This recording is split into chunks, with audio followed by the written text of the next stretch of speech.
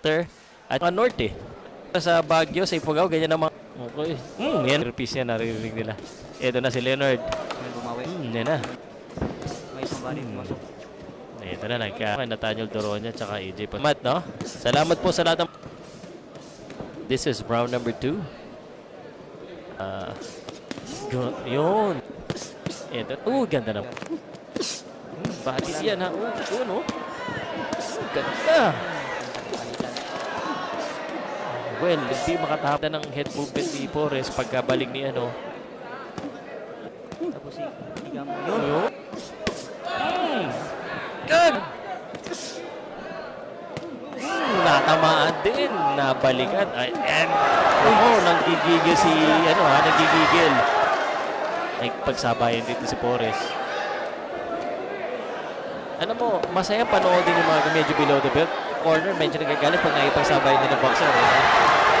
Ayan na. Nagagalit ang corner, pero ang mga fans, tuwang-tuwa siya. Tuwa ako. Palitan na mo. Init na. Digamo, Porres. Yun na mo. Maganda yung kanan ni Digamo. Palitan. Round 2, na yung round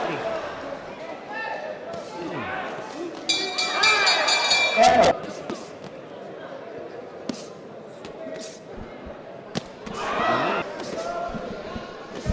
Leonard Porres. Yun, bumati shot. Nakatama. Ganda ganyan. Pang mga solid eh. So, Digamo still. Yung right hand niya talaga. Corner rin. Umaabang si Digamo. Kaya nga na-appreciate kita eh. I appreciate you, Jake. Hindi, pag nagle-level up na talaga yung boxing fans, naiintindihan. Okay. Kaya guys, sa mga laban si Floyd at saka si Pacquiao ha. Nakalaban ka na ba doon? Oo, sir. Maganda ba doon? Panalo ko doon eh. Magaling ka talaga sumagot. Round number 5. Yes. Still hunting. Yung Nardia po nang nasulod. Anoan yan eh. Ayan na. Yun, bumalik din. Pero kanan lang lagi yung pambalik niya eh. Yun, nagkapalitan. Here you go. That's more liking. Nice work. Let's go daw, sabi ni Leonard.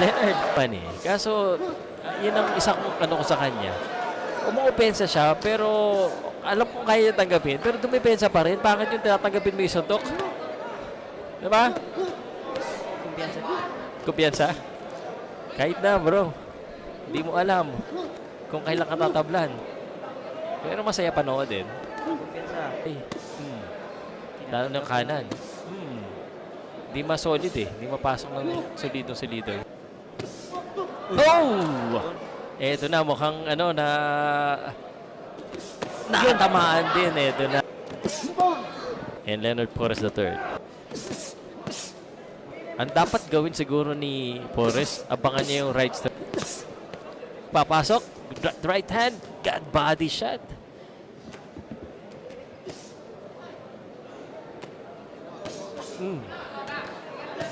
Ganda na ang kaso, naka-counteran siya eh. Defense when you... There you go.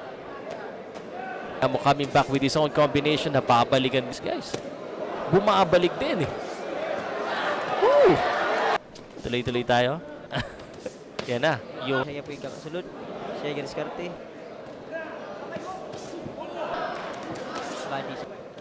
Sa mga... Ayan na. Left straight. And he's just pounding. Yes. Yun. Oh, no! Solid! Naku, walang dupe. Maganda yung opensa, pero he's forgetting to defend. Yun ang head movement doon. Nasunod-sunodan siya doon. And Leonard, and pati ngayon, nakikipagsabahan. This is actually si Digamo. Ng 8th round ito, dapat mas mag-ingat siya dito. Mahasak pa siya. Sunod-sunod yun. And the crowd and that right. Leonard saying, kaya ko yan. And Leonard bumabalik dito. Kailangan i-workout yung head. Ha? Pupo sa laban. Nakatingin siya sa opensa. Tama eh. Pero Leonard has the build-up already. That's it, guys. Umingay sa huling 10 seconds. natapos ang laban. Sige, ganito ha. Ay, may nakita ko may nag-comment. One-sided doll. Bias.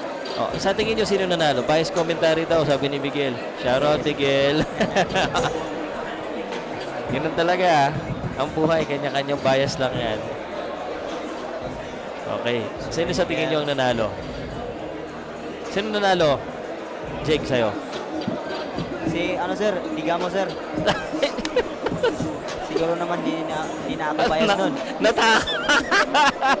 Huwag kang matakot sa comment. Sabihin mo yung totoo. Mamili ka. Mamili ka. Sabihin na hindi ka bias pero mali yung resulta, yung prediction mo.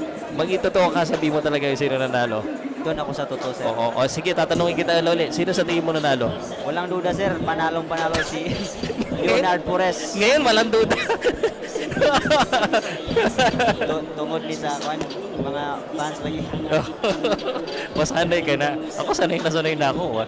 Hindi na ako tinatablad sa mga yan. Bahala sila sa buhay nila. Load ka lang, bash lang ng bash. Digamo daog, oh. Maminaw ta sa judge garon. Tignan na lang natin kung tama. Tignan natin kung anong tama. Ano? By the way, yung mga opinion ni Jake at saka opinion ni Pau Salud, hindi naman yan makaka-apekto sa scorecard eh. Makaka-apekto lang niya sa isip ninyo. Kahit anong bias ko dito.